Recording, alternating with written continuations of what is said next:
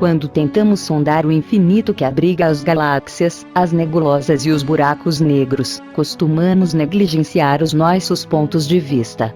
Com isso, não damos a devida importância para nossa maneira de olhar para esses eventos distantes, sempre de forma defasada no tempo. Esforçamo-nos por deixar as interpretações subjetivas de lado, e procuramos nos ater ao que vemos do lado de fora, ou o que pode ser observado e medido diretamente. Para os que seguem a cartilha de Lord Kelvin, físico inglês já falecido, o que não pode ser medido não existe. A série Imagens do Universo considera que todos os aparelhos de medição que utilizamos para avaliar os eventos cosmológicos constituem-se em apêndices da nossa memória. Incluam-se, entre eles, as nossas antenas e telescópios, ou até mesmo os nossos relógios quânticos. É a nossa memória que interpretará os dados obtidos e que dará a palavra final. Um exemplo típico do que foi dito é a utilização da luz e da radiação cósmica como ferramenta para aferir o tempo e as distâncias que nos separam das estrelas. Quando se trata de distâncias astronômicas, essas variáveis nunca são medidas de forma direta, sendo o resultado de alguma forma de rastreamento remoto. Por exemplo, uma estrela não existiria, ou não poderia ser avistada diretamente no céu noturno, até o exato momento em que a sua luz chegasse até onde estamos. Quando isso acontecesse, a luz da estrela, através das suas ondas, poderia ser seguida por uma antena, somente na direção do nosso passado. Ela nos mostraria a estrela com a aparência de milhares, ou milhões de anos atrás. É lógico que esse tipo de avaliação depende apenas dos nossos pontos de vista. Da sua parte, o universo não está muito preocupado com o que pensamos a seu respeito. Existe um risco e uma incerteza no emprego da luz como ferramenta de medição, para o qual muitos vídeos de imagens do universo se esforçam em chamar a atenção do espectador. Estamos nos referindo à necessidade de se considerar, no caso do emprego da luz, que as suas ondas seriam contínuas. Assim, quando fosse avaliado por ondas de velocidade limitada, e não diretamente, o espaço se fundiria com a nossa noção de tempo, formando um contínuo espaço-temporal. Isso decorre de somente podermos avaliar o tempo que nos separa das estrelas distantes, pela velocidade limitada da luz. Não existe outra ferramenta disponível. Assim, o clássico contínuo de Einstein, formado pelo espaço e pelo tempo, estaria incorporando uma terceira variável, representada pela luz. O que acontecesse com a luz seria válido também para o espaço. Se a luz se curvasse, o espaço faria o mesmo, e vice-versa. Esse contínuo se tornaria falso se houvesse alguma ruptura que afetasse a continuidade das ondas eletromagnéticas. Acreditamos que essa ruptura exista, mas ela não poderia ser detectada diretamente por nenhum método experimental. Trata-se da necessária fase de empacotamento, ou de quantização da energia luminosa, que sabidamente não demanda tempo. Nas suas experiências com os osciladores, Planck demonstrou que a luz seria quantizada. Mesmo assim, preferiu acreditar que ela percorreria o vácuo na forma de ondas contínuas. Para detectar essa ruptura na continuidade das ondas, teríamos que sair da dimensão do tempo, o que é impossível. Assim, torna-se também impossível provar que as ondas, espalhadas por um elétron livre quando atingido por um quantum de energia, seriam descontínuas.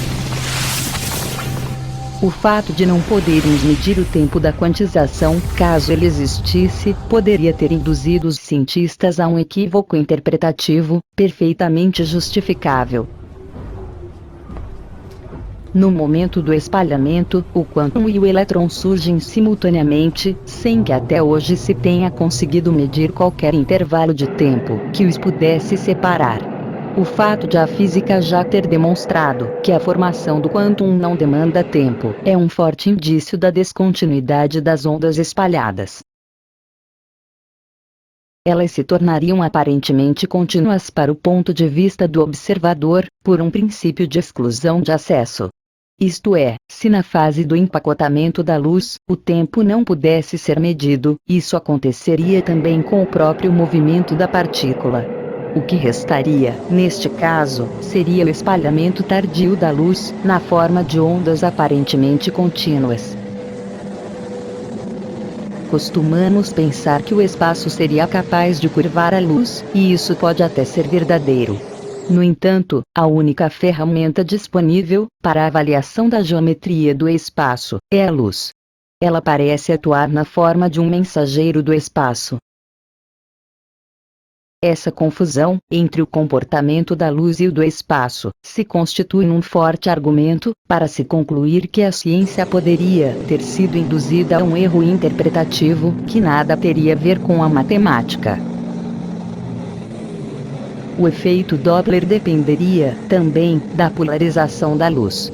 O ultravioleta e o infravermelho deveriam acomodar-se à curvatura do espaço, na mesma medida em que as ondas de luz se esticassem, colocando-se em extremidades opostas do espectro. O que passou despercebido é que a formação da curvatura do espaço teria uma natureza negativa, arrastando a luz consigo, e tornando-a inacessível diretamente. Isto é, a luz estaria lá, durante a formação da curvatura do espaço, mas não poderia se manifestar para nós. O aprisionamento transitório da luz, na fase de esticamento do espaço, seria uma consequência natural da contração complementar do tempo. A temporalidade da fase expansionária coincidiria com o que seria esperado na fase de quantização, ou de empacotamento da luz. Assim, o evento de curvatura, que teria polarizado a luz, não poderia ser medido diretamente, pois não envolveria nenhum intervalo de tempo mensurável. Sendo assim, na fase inflacionária, o universo se tornaria virtualmente plano e estático, tal como a luz. Esse evento de curvatura não existe para o nosso ponto de vista, pois, devido à contração do tempo, o evento estaria se colocando virtualmente no nosso futuro. Como o que estivesse no nosso futuro ainda não teria acontecido, pode-se supor que a formação da curvatura do espaço ocorreria fora do espaço-tempo. Se a luz tivesse sido polarizada, de forma não detectável, preparando a manifestação defasada do efeito Doppler no espaço-tempo, a luz de uma estrela distante já deveria surgir, se despolarizando no presente, ou logo após a inversão da seta do tempo. Mas, o que se vê diretamente, é a polarização da sua luz, sendo projetada com atraso na abóbada celeste. É como se a despolarização da luz das estrelas, em tempo real, permitisse o registro defasado da sua própria polarização, através do efeito Doppler.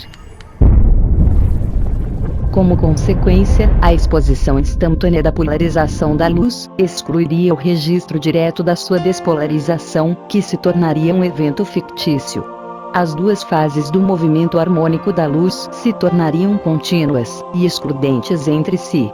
Enquanto uma delas estivesse lá, a outra desapareceria.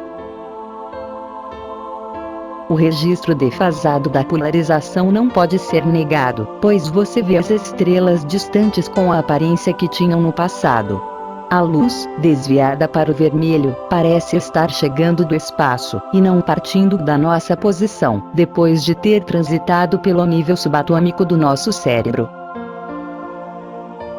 Por isso, o nosso maior equívoco cosmológico foi termos considerado que as ondas de luz seriam contínuas.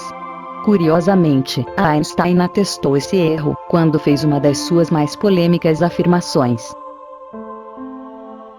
Ele sugeriu que, ao percorrer o vácuo, a luz utilizaria o seu aspecto de corpúsculo, e não o de onda.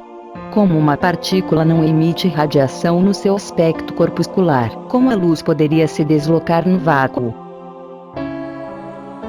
Essa colocação de Einstein faz todo sentido, e condiz com a inexistência de tempo no nosso futuro. Por exemplo, a luz de Beta Andrômeda leva 75 anos para nos alcançar. Se ela se apagasse agora, só saberíamos disso depois de 75 anos. Logicamente, existe um vazio de informações nos separando da estrela, mesmo que a estejamos vendo brilhar de forma contínua. Portanto, o futuro seria uma ilusão, resultante de somente podermos olhar para o presente da estrela, como se estivéssemos no passado.